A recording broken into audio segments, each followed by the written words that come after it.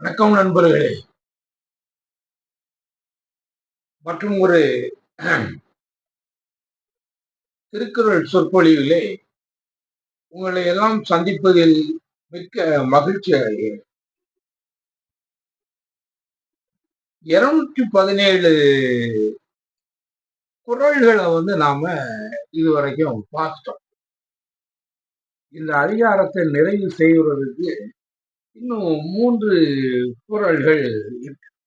ஒப்புரவு அறிதல் அப்படிங்கிற இந்த தலைப்புள்ள அதிகாரம்.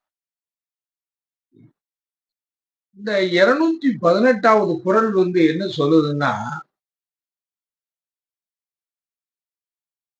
இடனில் பருவத்தும் ஒப்புரவிற்கு ஒல்கார் கடனறி காட்சி அவர். அதாவது இடனில் பருவத்தும்,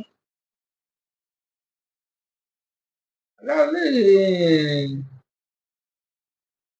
ஒரு ஒப்புரவுக்கு வழி இல்லை. அதை செய்யறதுக்கு எப்படி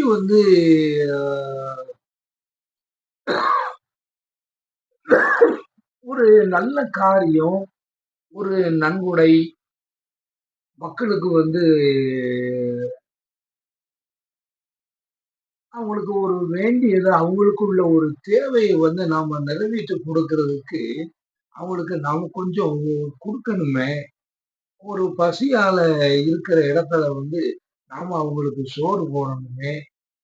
இல்லைன்னா ஒரு உணவு, அந்த உடை, இதுகளெல்லாம் இல்லாம பரிதவிச்சு நிக்கக்கூடிய ஒரு இடத்துல நம்மளால முடிஞ்ச அளவுக்கு அதுகளை எதையாவது நாம செய்யணுமே இப்படின்னு சொல்லி இந்த இதுல நமக்கு முடியாத கட்டங்கள் சேர்ந்துடும்.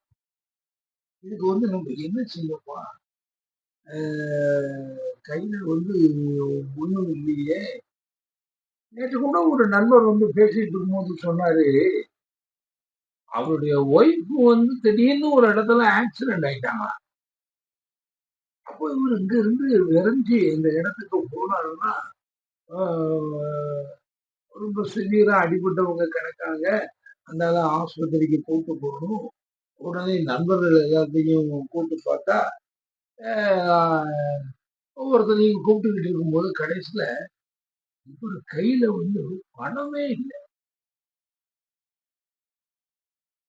என்னடா செய்ய, பணம் இல்லாததான் இப்படி தன்னுடைய மனைவி இப்படி ஒரு ஆக்சிடென்ட்ல அகப்பட்டு கஷ்டப்பட்டுக்கிட்டு வேற இருக்கிற கட்டத்துல நமக்கு ஆஸ்பத்திரிக்கு கூட்டு போறதுக்கு கூட வழி இல்லாம இப்படி நாம திணறிக்கிட்டு இருக்கவே அப்படின்னு சொல்லி, அந்த மாதிரி ஒரு கட்டங்கள் மனிதர்களுக்கு சேரும்.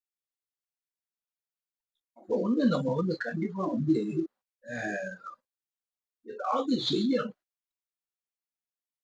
அதுதான் இடனில் பருவத்தும் ஒப்புரவிற்கு ஒல்கார். ஒப்புரவுனா உதவி செய்வதற்கு தயங்காதவர்கள்.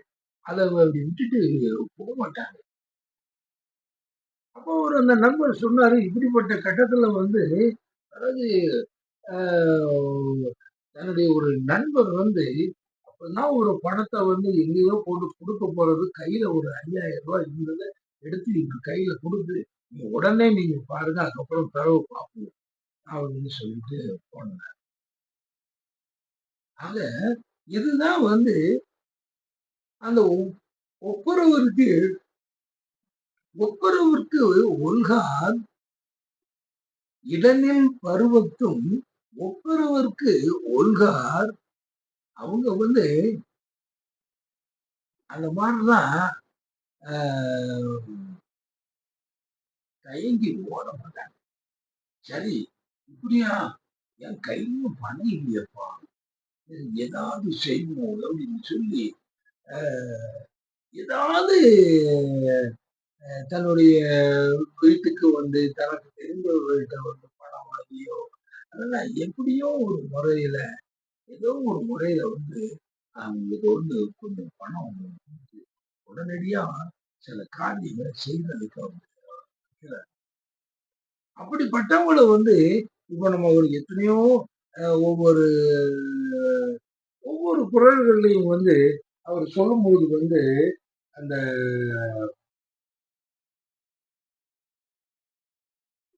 பேரறிவாளன்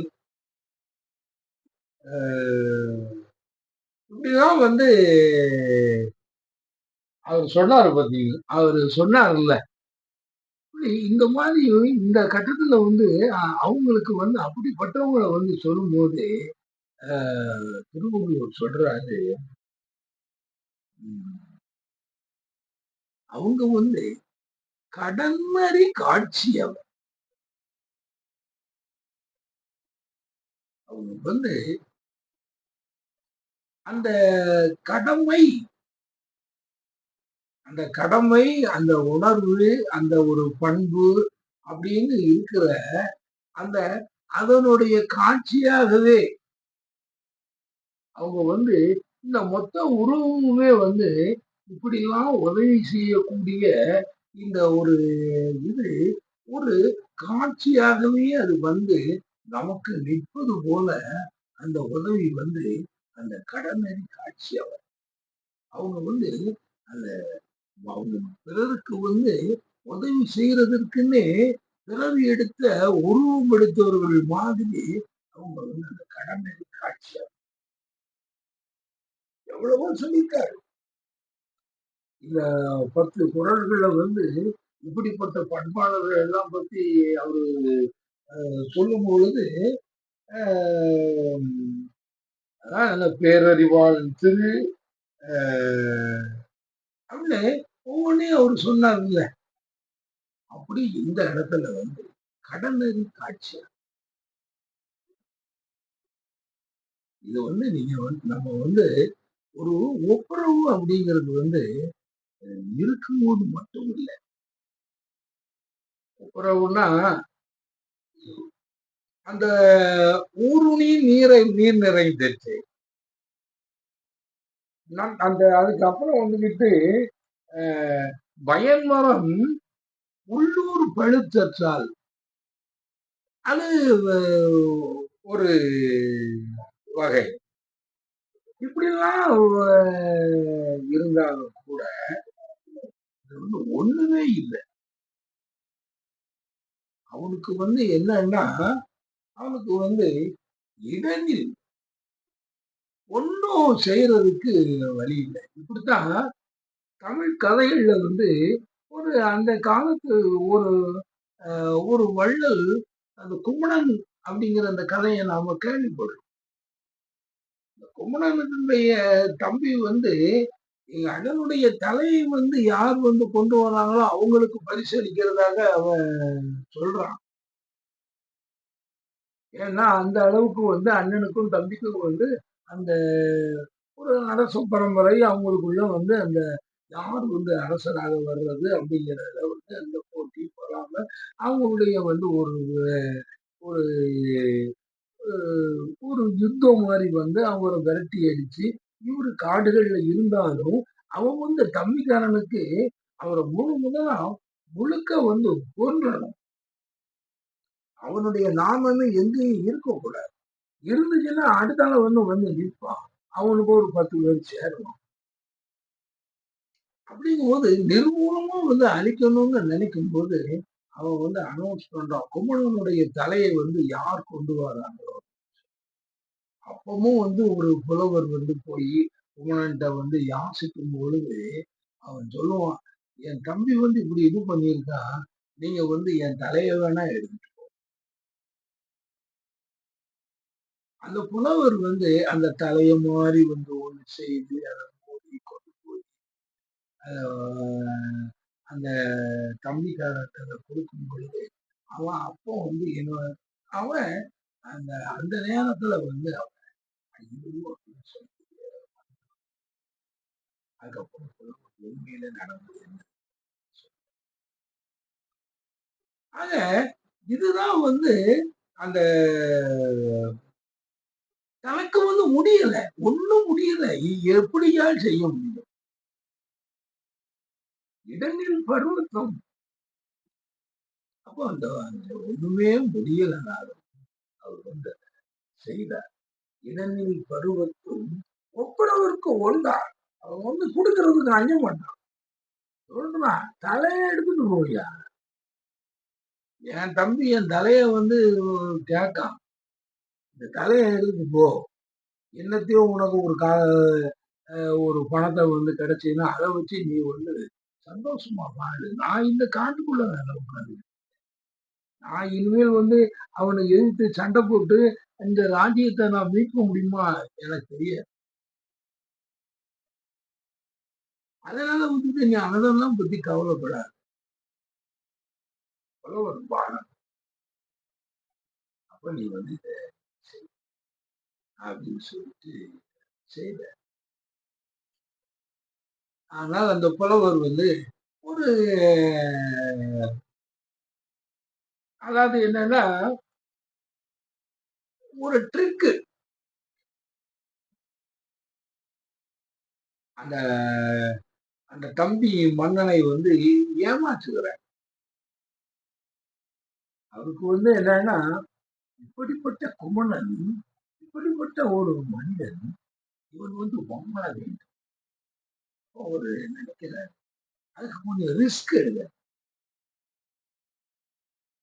மாதிரியே ஒரு தலையை செய்து ஒரு பெரிய ஒரு தட்டுல அதை சுத்தி அதை மூடி நல்லா ஒரு ஆர்டிஸ்டுகள் வந்து அந்த மாதிரிலாம் செய்திருப்பாங்கள. சினிமாக்கள்ல பார்த்தா அந்த மாதிரிலாம் தலைகள்லாம் வந்து எவ்வளவோ துண்டு துண்டா வந்து விழும். அதே மாதிரி அவர் அதை செய்து, ஏன்னா அவரு வந்து குமரனை வந்து காப்பாற்றணும்னு இந்த நல்ல மனிதன் வந்து அப்படி கொண்டு போனா கடைசியில அவன் திரும்பினான் வருந்தான்.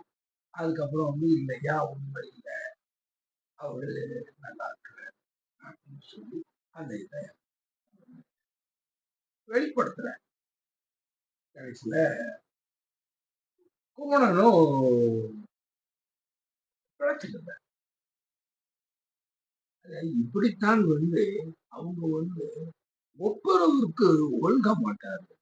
அவங்க வந்து கடந்தது காட்சி அவர்கள் தான் அந்த அந்த கடமைங்கிற அந்த இதுக்கு காட்சியானவர்.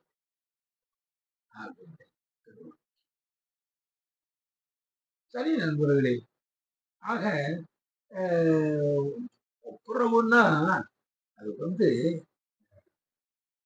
அவ்வளவு பெரிய ஒரு விஷயம். அப்படி அந்த இதுகளை எல்லாம் நம்ம வந்து ஒரு ஒரு மனிதன் வந்து ஒரு சிறு சிறு உதவிகள் செய்யறது கூட ஒருவருக்கு வந்து அது எவ்வளவு பெரியதாக வந்து அது வந்து வாழ்க்கையில திருப்பு முனையாக வருதுன்னு சொல்லிட்டு இன்னைக்கு காலையில வந்துகிட்டு நம்ம மதுரை ராமகிருஷ்ணன் வந்து பேசும்போது வந்து ஒன்று சொன்னார். அது என்னன்னா உங்களுக்கு எல்லாருக்கும் தெரியும், இந்த திரைப்பட டைரக்டர் அவரு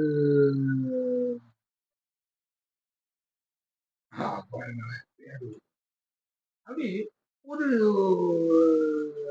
திரைப்பட டைரக்டர் வந்து அவருக்கு வந்து அது வரைக்கும் வந்து அவர் வந்து அந்த சினிமாக்குள்ள அவர் வந்து அவர் போகல. ஆனா அவருடைய கதைகள் வந்து பத்திரிகைகள்ல வந்து வருது. அந்த பத்திரிகைகள்ல அந்த கதைகளை எல்லாம் வந்து படிக்கிற ஒரு பெண்மணி ஒரு சந்தர்ப்பத்துல வந்து விசு படிக்கிற பெண்மணி அது வந்து அந்த அம்மா இருக்கிற ஹோட்டலுக்கு வந்து இவர் வர்றாரு. அந்த அவரை சந்திச்ச உடனே இந்த அம்மாவுக்கு ரொம்ப சந்தோஷம். ஐயா நீங்க ரொம்ப அருமையா எழுதுறீங்க ஐயா, ரொம்ப நல்லா இருக்கு. நீங்க வந்து இப்படி இந்த பத்திரிகைகள்ல எழுதினா மட்டும் போதாது, இந்த நீங்க எழுதக்கூடியதெல்லாம் ஒரு சினிமா காட்சிகளாக வரும்போது அது இன்னும் நல்லாவே இருக்குங்கய்யா அப்படின்னு சொல்றேன். இவருக்கு அப்படி அம்மா சரி. அப்ப அவருக்கு வந்து அதுவரைக்கும் அத பத்தின அவருக்கு அந்த எண்ணங்கள் இல்ல. ஆனா இது சொன்னோனே அவருக்கு ஒரு பொறி தட்டி, ஒரு ஸ்பார்க் கிளம்புது. ஆமா, நாம எதுக்கு இந்த மாரி செய்தாரு? சரிம்மா, நீங்க சொன்னத வந்து நான் முடிஞ்சது நான் செய்றேன். அவர் போனாரு. போறதுக்கு முன்னால வந்துட்டு, உங்க பேர் என்னம்மா?"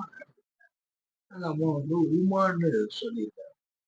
சரின்னு சொல்லிட்டு பிறகு அதுக்கப்புறம் வந்து நடந்ததெல்லாம் "த ரெஸ்ட் இஸ் ஹிஸ்டரி" அப்படின்னு சொல்லுவாங்க. அது மாரி வந்து அதுக்கப்புறம் வந்துட்டு சினிமா துறைக்குள்ள போயிட்டாரு, எழுதியிருக்காரு, கதைகள்லாம் அவர் வந்து சக்சஸ்ஃபுல்லா அவருடைய படைகள், அவருடைய கதைகள், அவருடைய படங்கள் எல்லாமே ரொம்ப ஒரு டிஃப்ரெண்ட் ஆங்கிள்ல இருக்கும். அந்த சமுதாய விஷயங்கள, அந்த குடும்ப தகராறுகள், அதுல கொண்டு வந்த ஒற்றுமைகளை எப்படி கொண்டு வர்றது அப்படிங்கிறது இதெல்லாம் ஒரு டிஃப்ரெண்ட் ஆங்கிள்ல அத வந்து இந்த சம்சாரம், அது மின்சாரம் அப்படிங்கிறதெல்லாம் வந்து ஒரு ஃபேமஸான படங்கள். அப்ப அவர் வந்து எடுக்குறார்.